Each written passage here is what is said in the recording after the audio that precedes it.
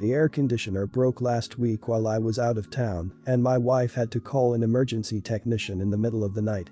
A company we'd used before without issues sent a guy over.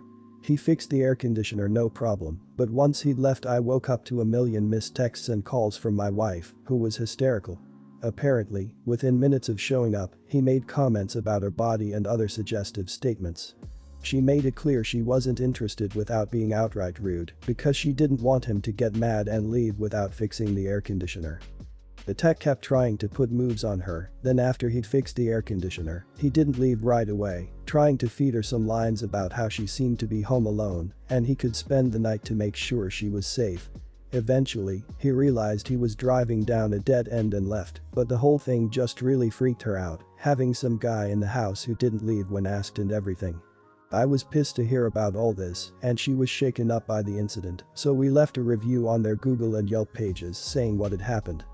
The company is pretty small, so the owner called me to apologize a couple days later and said the tech had had a few drinks that night, not expecting to be called out to an emergency job, and that his sense of humor had clearly been misinterpreted by my wife. He asked me to take my review down because it called the tech out by first name, and apparently a review saying he was coming on to a female customer could cause some personal problems for the guy. The owner also reasoned that the business was an air conditioner repair business, not a bedside manner business, and that they did fix the air conditioner, so deserved a higher rating. I told them our review stands, and they basically said we were idiots for threatening the reputation of their business and the personal reputation of the tech over a single misunderstanding. On the one hand, they did fix the air conditioner, and that's what we called them to do. On the other hand, I feel like this is relevant information for people considering hiring them, even if it was a one-time thing. Am I the idiot? Not the idiot. No wonder your wife was so upset. He was way out of line. That's actually terrifying. Joking or not, that's a nightmare scenario. A guy in my house, stepping outside his professional capacity to make comments about my body and make a point to mention that he knows I'm alone. It doesn't matter how he intended it to come across, the result was she felt genuinely threatened. And he was drunk on top of that. Good lord. His boss is an idiot too for trying to defend it. Misinterpreted my foot. I like how people hand-wave away inappropriate behavior as a sense of humor being misinterpreted. As if saying it was okay, and the wife just didn't get the jokes. And a review saying the tech is a douche might hurt his reputation. You don't say. You're perfectly accurate to say, tech fixed my air conditioner, but had been drinking while on call and wouldn't stop coming onto my wife. If you use this company, ask for someone other than tech's name. I'd leave another review about the owner's lack of professionalism as well. Not the idiot. Not the idiot. Not only was he completely inappropriate, I would be terrified if I was your wife in that situation. Having someone come on to you can be uncomfortable enough, but this guy was in your house and wouldn't leave. Yes, he never went past creepy. But there's a reason the saying men are scared women will laugh at them, women are scared men will kill them resonates so much. You never know how a man will escalate the situation when rejected, and your accurate review is 100% justified. I've been a single mom to 2 kids since they were 6 and 4, their dad passed away. Around that time, my son was formally diagnosed as autistic. He's not very verbal and prone to physical outbursts when he has a meltdown. He's been in therapies of every kind for his entire life, and it's helped somewhat. Their dad had a life insurance policy which allowed me to stay home as my son's main caregiver while working freelance, but money was tight and finding anyone capable of watching him has always been a challenge. My daughter was graduating from college last year. A week before the ceremony, she had an award ceremony for academic achievement. I was obviously incredibly proud of her. She asked me to come to it and I said I would. Her college is 2 hours from here. I hired a trained sitter who specializes in autism the day of the ceremony. Right as I was about to leave, my son had a meltdown and was lashing out at the sitter. I couldn't leave, and he wasn't calm for hours. I'd left my daughter a voicemail saying I wasn't going to be able to make it. She called back that night absolutely livid. She called me a crappy mother, said I had 2 kids, but only cared about one, that I'd missed every game and performance she'd had as a child, and it clearly wasn't going to change as adults, and that she was just done. She said she knows he can't help it, but her brother is incapable of showing empathy, and it made it hard to be around him without resenting him. She hung up and that was it. I've barely spoken with her since. She didn't send tickets for the graduation we were supposed to go to the next week. She hasn't shown up for holidays, and I've heard she's engaged but didn't call to tell me. She's cut us out, and in the one of 3 times we've spoken, since she said it's easier for her to not have us around than be disappointed, and that being alone at events is nothing new for her, she just doesn't have to bother getting her hopes up I might come now. Am I the idiot? I've offered family counseling, and all other manners of things. I know I wasn't a perfect mom growing up, I didn't make it to her things, but not for lack of caring. I'm heartbroken, but I don't think me not showing up in an emergency should have lost me, my daughter, forever. You're the idiot. You sound like the stereotypical parent that has one special needs child, and because of that child, you neglect the needs of your other children, because you always have an excuse, the special needs child. Crap, you even have a special needs trained sitter, and you still use it as an excuse to skip important things for your daughter. Sorry for your situation, but after 18+ years, you should have figured out how to manage things such that you can make it to important events for your daughter. You're the idiot, unfortunately. I know you're hurt and I'm sure it was very difficult to be in your position, but you let your daughter down in a major way. It wasn't just this one emergency, it's that it's been everything for her whole life. You hired a trained sitter. What would have happened if a meltdown happened 1 hour into your drive? Would you have turned around or let the trained person you hired do their job? She always comes last, so it's easier to step back. I understand where she is coming from. You're the idiot. Of course you are in an incredibly difficult position having to be a full-time mom to your son.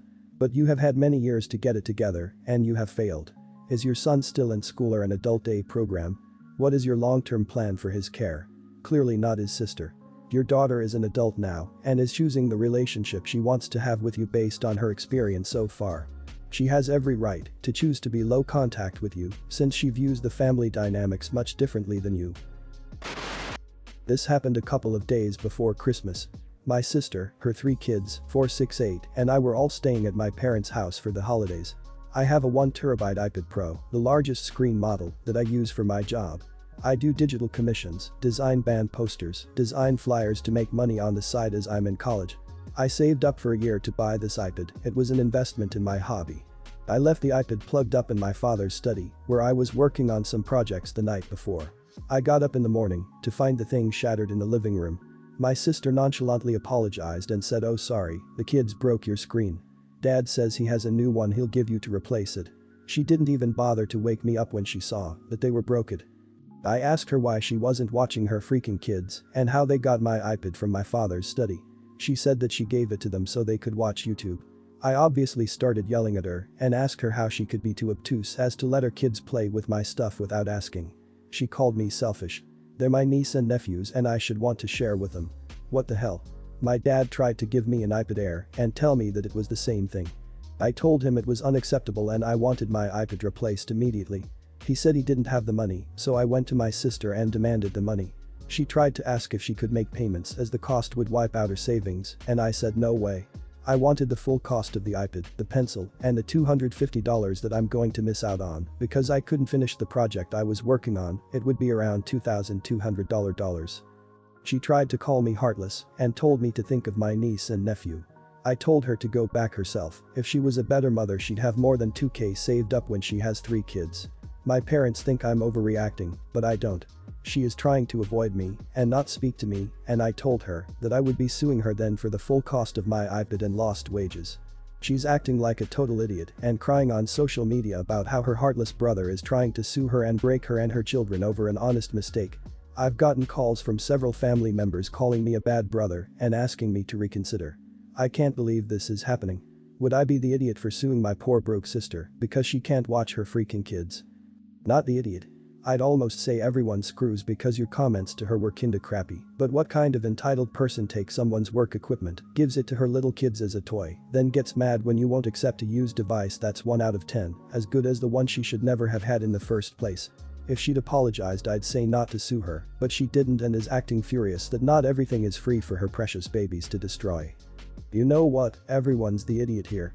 She was irresponsible and is being a little ridiculous with the social media crap, yes, but raking your own family over the coals for $2,200, especially when she offered to pay for it. You're in college, not about to be starving on the street. $2,200 is in no way something to ruin your relationship with your sister over, which suing her is obviously going to do. Kids break things. It happens. She should pay you. She offered to with a little bit of accommodation. Get over yourself and be a good brother, bro. Everyone's the idiot here. Your sister should have never let her kids use your iPad.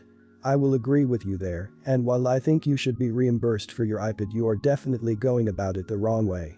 Hurling insults and telling her she's a crappy mom because she doesn't want to wipe her savings to replace your iPad makes you quite the idiot. If she's willing to make payments, clearly she's assuming responsibility. It stinks she made a bad decision by not respecting your property, but it sounds like she's trying to make it right. Show some maturity and understanding and stop overreacting. Accidents happen. When I was 11, my mom married my stepdad, who also had a 13-year-old daughter. For the purpose of this post, we'll call her Emma. Me and Emma have never gotten along. When I was 22, I finally went no contact with her. The straw that finally broke the camel's back was when she gleefully announced she was pregnant with my then fiancé. On Christmas Day. That was honestly one of the worst times in my life, and it took me a really long time to recover from the betrayal. Emma ended up marrying my ex, and they have a little boy together. I'm currently 28 and engaged to a wonderful man who is a lot better than my ex ever was. Emma and my ex ended up divorcing after 3 years, and she now lives with my mom and stepdad. My fiancé has family in Italy who he'd like me and my parents to meet before the wedding.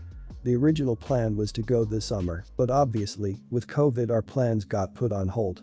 I was discussing the plans to reschedule for next year with my mom recently, and she asked me if I was going to invite Emma and her son along. I told her I wasn't, and she asked me to reconsider because she didn't think my stepdad would come otherwise. That's fine with me. It's really my mom and dad that my fiancé wants to introduce to his family. She argued Emma has matured since becoming a mom and getting divorced, and that she wants to attempt to have a relationship with me. When I told her I wasn't interested, she said I was putting her in an awkward position and that I was taking my half-sister and stepbrother on my dad's side, so she felt like I was favoring him. My stepbrother is literally the person who introduced me to my fiancé, and my half-sister and I are close. She also said it's unfair because Emma could never afford a trip like this on her own, and my nephew would be the one to miss out on bonding time with his cousins. She asked me to reconsider before she left and has only replied to my texts to ask if I changed my mind.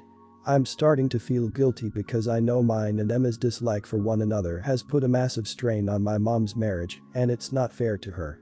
My mom's sisters have also called me to ask me to change my mind. I'm starting to worry my mom might not come either with how cold she's being. My full sister has also reached out and told me Emma had been going to therapy and has realized that what she did was horrible and that I should consider forgiving her because she was going through a lot of her own issues, depression and low self-esteem at the time, and that my ex also made her suffer a lot too.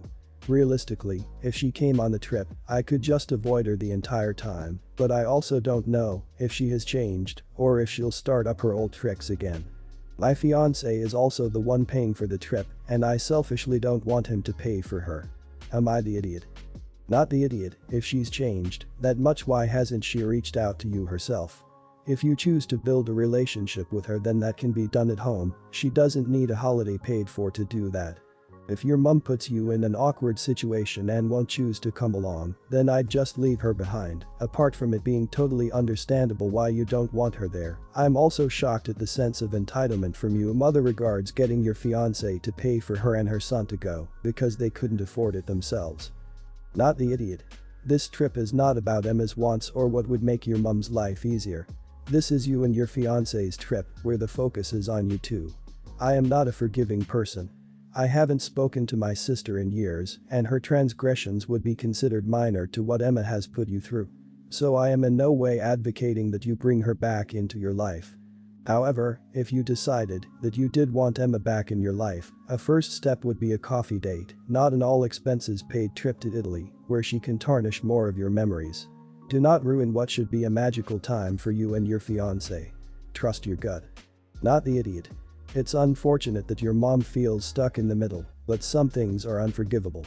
It's nice that Emma realizes what she did was awful. Good for her. Hopefully, she becomes a less terrible person. That does not need to be rewarded with an all-expenses-paid trip to Italy. If your stepdad is incapable of confronting that Emma's actions to you were monstrous, it's unfortunate he won't be able to attend. Assure your mom that all the step-siblings on your dad's side who announced that they had gotten themselves pregnant by your SO in the middle of a holiday dinner also aren't coming. I'm currently 28, female. I am married with 3 kids, 4-year-old twin boys, 3-month-old girl. My grandmother is 71. Back when I was 15, my mom had a set of twins, boy and girl. She was put on bed rest because the C-section she had gone wrong and she lost a lot of blood. Where she needed help and I went to school full-time, she invited my grandmother into our home, free of cost, to help her out. At some point or another, my mom had threatened to kick her out because every morning my mom would check on the twins to find my brother missing. My gram, who is extremely overweight, had been taking my brother from his crib and was sleeping with him on her chest on the couch. My mom told her multiple times to stop and she refused, so my mom threatened to kick her out. My grandmother's way of retaliating was to tell my mother, who had extreme postpartum depression, that my sister, 2 months old at the time, rolled off the bed and fell onto the tile floors. This never happened. This obviously caused extreme panic on my mom's end, which made her spiral because she was already suffering from the postpartum. Because of this, I don't want my grandmother anywhere near my baby. I lived out of state when my twins were born, so she didn't see them until they were 2 years old and she was never allowed around them alone. However, now that I live in the States and have a baby, she has been harping on me to let her meet my daughter. I kept telling her no, but gave no reason up until last night, where I reminded her that where I witnessed her causing my mom unnecessary panic, I would not be allowing her near my child because I am not going to change her doing the same thing with me. My grandmother lost it and really tried saying that that scenario never happened and that we made it all up to make her look bad. A lot of the family has also sided with her, she told everyone, and says that I need to let crap go and stop living in the past. I have been told that I am alienating my grandmother and that I am going to destroy her by not letting her build a bond with my child. Am I the idiot? Not letting her meet your baby is very different than leaving her alone to care for your children. She has shown she can't be trusted alone to do as she has been asked. So that makes perfect sense that you don't want her caring for them. But it sounds like you just don't like her after her atrocious behavior and simply don't want her around. Which is absolutely fine and you're right. But I think you need to admit that you just don't like her. Letting her meet your kids is hardly putting them in harm's way. I do understand if you want nothing to do with her. Not the idiot. Your grandmother is a chronic liar and is lying to this very day. She says it never happened. Then says to stop living in the past. The past where things never happened. She is not only unsafe to be around you, she might very well have an actual accident with your kid and lie about it. Even if she was a perfectly lovely A+ parent, you'd still be within your rights to set up a boundary and keep low contact because as a parent it is your decision to choose who your child will be exposed to. Stay strong, OP. Not the idiot. Who gives a crap about her bond? How many people do you hear from that have extensive relationships with their great-grandparents? Very few. Your kids aren't missing out on anything. Especially from a sorry excuse of a person who lies and manipulates someone's mental state to their own ends. She shouldn't be around most people, let alone someone's kids. We move on from the past so we can live in the present, but we certainly don't forget it.